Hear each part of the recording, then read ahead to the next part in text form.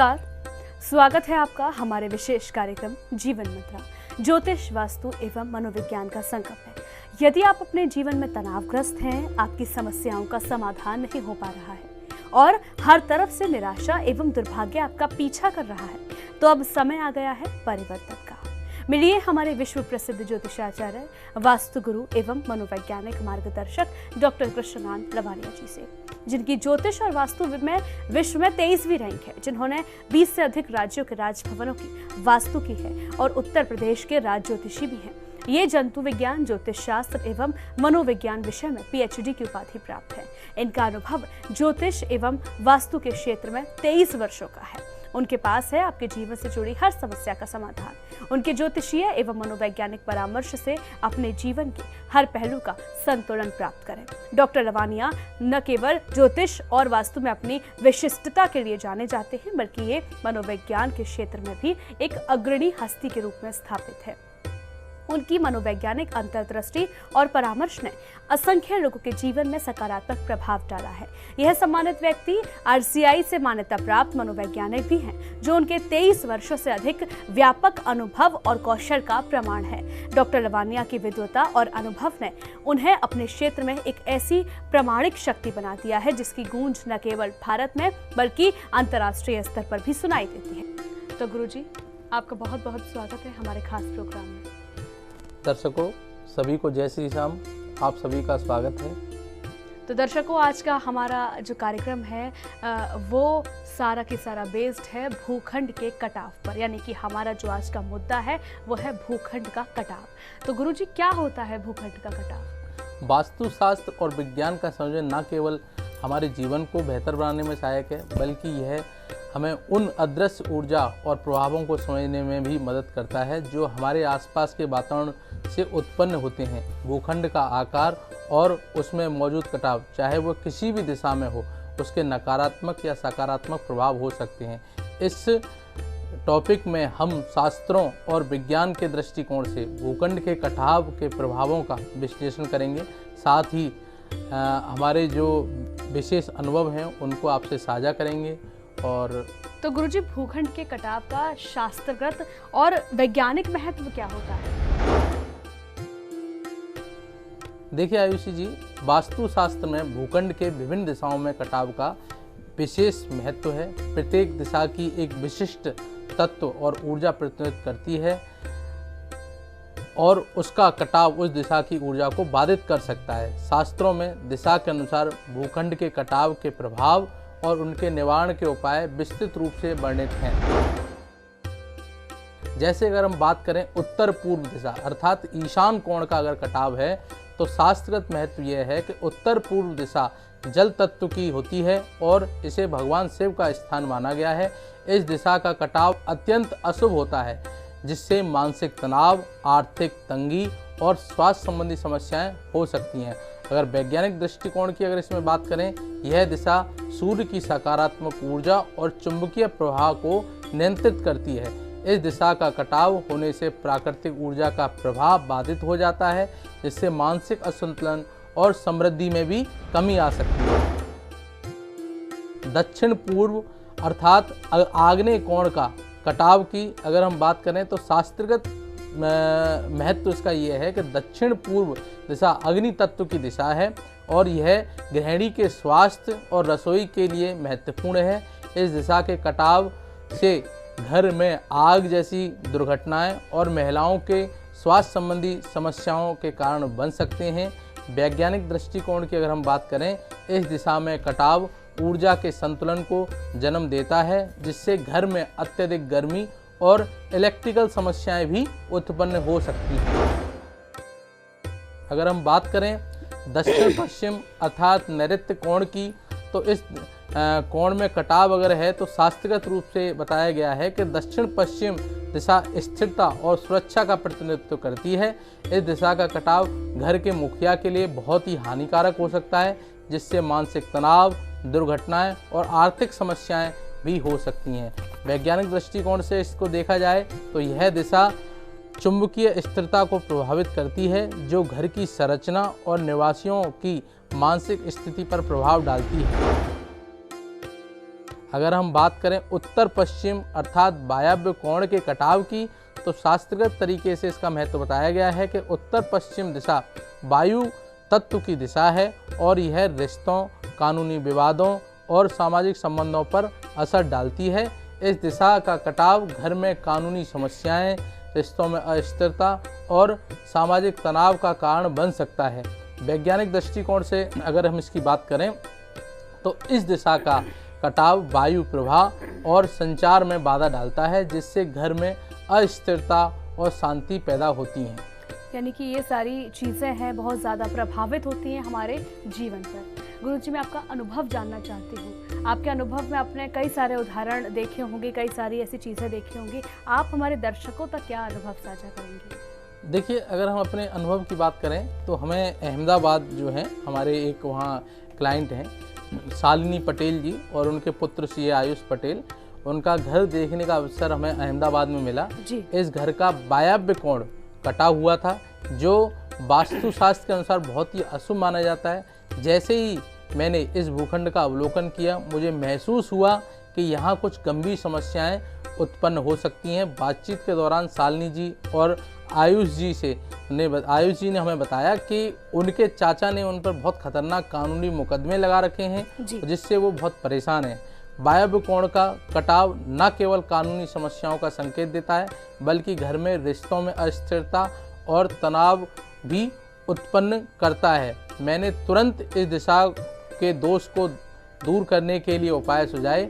मैंने वहाँ मिट्टी से बनी हुई मूर्तियाँ और खोखली मूर्तियाँ स्थापित करवाईं, जो वास्तु दोष को संतुलित करने में सहायक होती हैं।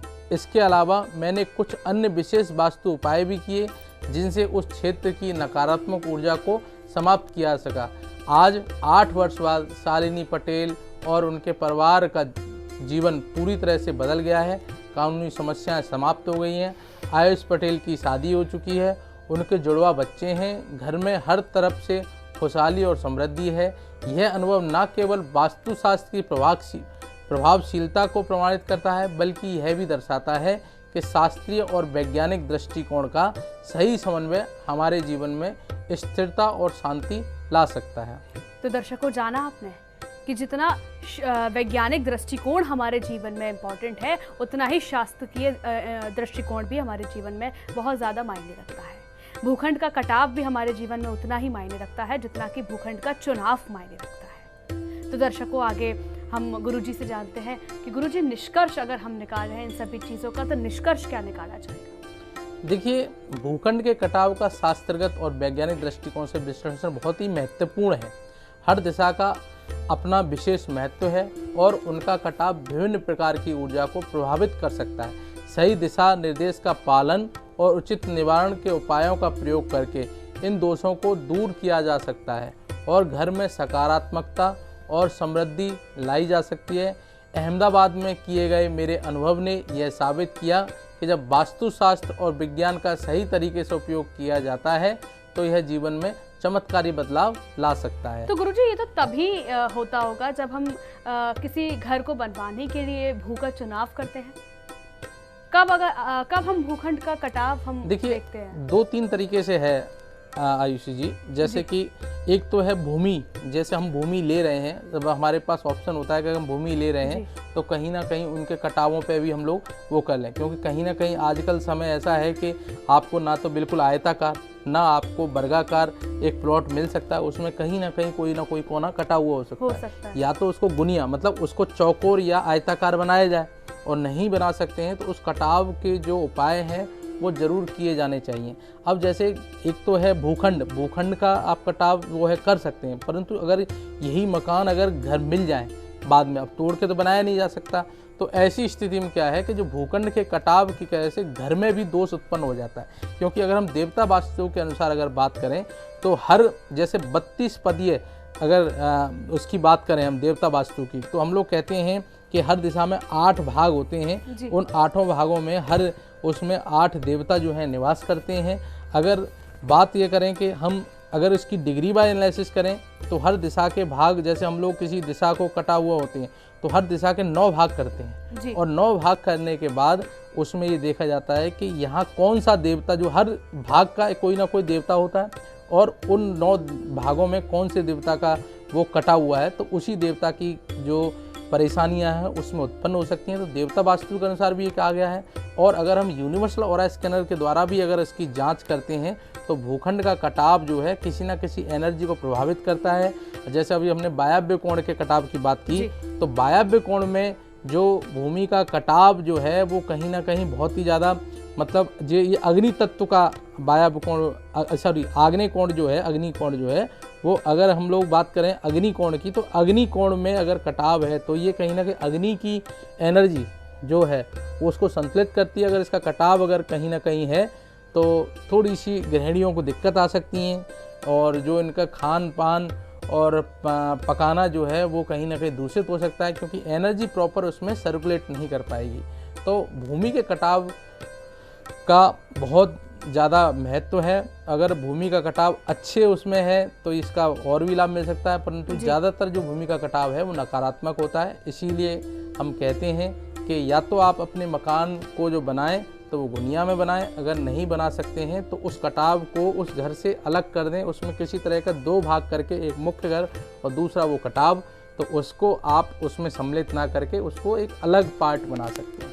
तो गुरुजी ये तो नए घर की बात हो गई, लेकिन कोई व्यक्ति है जो पुराने घर में ही रह रहा है और काफ़ी टाइम से वो समस्याओं को फेस कर रहा है, तब किसी ने बताया कि आपके घर में कटाव की दिक्कत है, तो क्या वो सही हो सकती है? हाँ, हम लोग जो हैं, हमारी जो टीम है वो यूनिवर्सल ऑरा स्कैनर द्वारा उस एनर्जी को स्कैन कर लेती है कि कहाँ पे एनर्जी जो है कम हो रही है। पहले तो हम लोग विकर्ण जो डाल के देख लेते हैं कि कहीं अगर वहाँ की एनर्जी जहाँ कम है वहाँ दूसरे विकर्ण पे या उस विकर्ण पे जो कोना है उसके दूसरी की बढ़ रही है, या यहाँ नकारात्मक ऊर्जा है वहाँ सकारात्मक ऊर्जा है।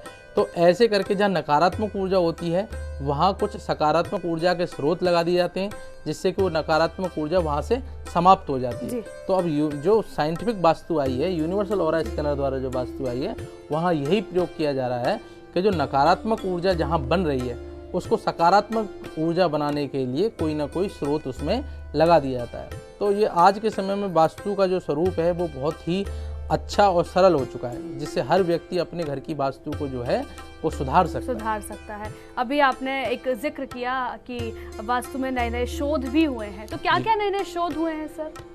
नए शोध हम आपको बताएं कि पहले ये था कि पहले देवता वास्तु को ही प्रेफर किया जाता था। अब जैसे अभी मैं इस घर की ही इस कमरे में, अगर हम इस प्रांगण में अगर बैठे हैं, अगर इस प्रांगण के भी अगर हमें इसका सही करना हो तो मेरे सामने ये है कि इसकी 4 दिशाएं हैं, इसके 4 कोण हैं और आकाश और पाताल है। अब मुझे इसकी एनर्जी जो है वो करनी है, तो मैं ये देखूंगा कि ईशान कोण में कितनी एनर्जी है, उसके अलावा जो ईशान कोण है वो नैऋत्य कोण में कितनी एनर्जी है, तो दोनों को संतुलन मुझे करना होगा। तो मैं सीधे ही यूनिवर्सल ऑरा स्कैनर से एनर्जी को स्कैन कर लूँगा। जहाँ अब जैसे अग्नि कोण में और वायव्य कोण में कितनी एनर्जी है, तो जहाँ कम एनर्जी है वहाँ हम लोग स्रोत लगा देते हैं अच्छी एनर्जी। और जहाँ बहुत ज़्यादा, जैसे आपसे परे एक एनर्जी भले पॉजिटिव हो वो भी आपके लिए बेकार, और आपसे मतलब परे कोई नेगेटिव एनर्जी वो भी आपके लिए बेकार। तो जो आपकी एनर्जी के अनुरूप नहीं है वो एनर्जी सारी बेकार है, भले ही वो अच्छी हो या बुरी।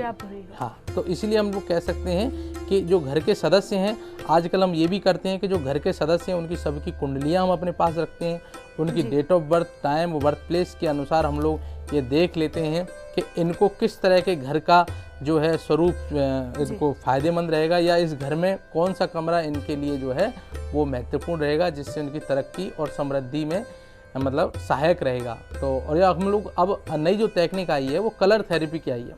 हर दिशा का एक कलर है, अगर दिशा का कलर अगर हम कर देते हैं तो कहीं ना कहीं वास्तु दोष दूर हो जाता है। अगर यहाँ पीले रंग का कपड़ा पहना है तो गुरु है। जैसे हम लोग अगर आयुषी जी बात करें तो जैसे पुखराज, जैसे मैंने अभी पहन रखा है खूनी नीलम, तो पुखराज और नीलम दोनों को इंग्लिश में बताया जाए तो इनको सफ़ायर बोला जाता है। परंतु सफ़ायर होने के बाद एक तो है पीला और एक है नीला, ये एक ही पत्थर है, उसके बीच का जो अंश होता है उसको हम लोग खूनी नीलम बोलते हैं, जिसमें नीला और पीला मिक्स होते हैं। तो जो पीला रंग का जो वो है पुखराज, वो गुरु को संभालता है या गुरु के उपाय के लिए है, और जो नीले कलर का जो पत्थर है वो शनि के उपाय के लिए। तो हम आपको ये कहने वाले हैं कि देखिए, है केमिकल स्ट्रक्चर दोनों का सेम है, परंतु जो उनकी रेफरेंस इंडेक्स है या उनका कलर है, उसकी वजह से जो पीले रंग का जो पत्थर है वो गुरु के लिए हो गया, और जो नीले रंग का है वो शनि के लिए हो गया। तो मैं यही समझाना चाहता हूँ कि ये माथा एक है, माथे पे अगर लाल तिलक लगा दिया जाए तो ये वैदिक है, और अगर इस पर काला लगा दिया जाए तो कहीं ना कहीं अघोई है। ठीक है, तो इसीलिए हम कह सकते हैं आने वाले समय में कलर थेरेपी जो है वो बहुत ही कारगर सिद्ध होगी। ठीक है, अगर आप डॉक्टर का भी अगर देखें तो डॉक्टर हरा पर्दा लगाता है, ठीक है, वो लाल क्यों नहीं लगाता है ना कहीं वो एक कलर थेरेपी है, जिसकी वजह से कहीं एक वास्तु या लोगों का जो सोच है या लोगों के जो समृद्धि है वो कलर थेरेपी से भी बदली जा सकती है। तो दर्शकों, जाना आपने कि वास्तु हमारे जीवन में कितनी सहायक सिद्ध हो सकती है, साथ ही साथ भूखंड का कटाव कितना इम्पोर्टेंट है। यदि आपके घर में कहीं कटाव है, भूखंड में कहीं कटाव है, तो वो कितना फ़ायदेमंद भी हो सकता है और नुकसानदायक भी हो सकता है। सर, आपका बहुत बहुत धन्यवाद इन समस्त जानकारियों के लिए। सभी दर्शकों, आपका स्वागत है।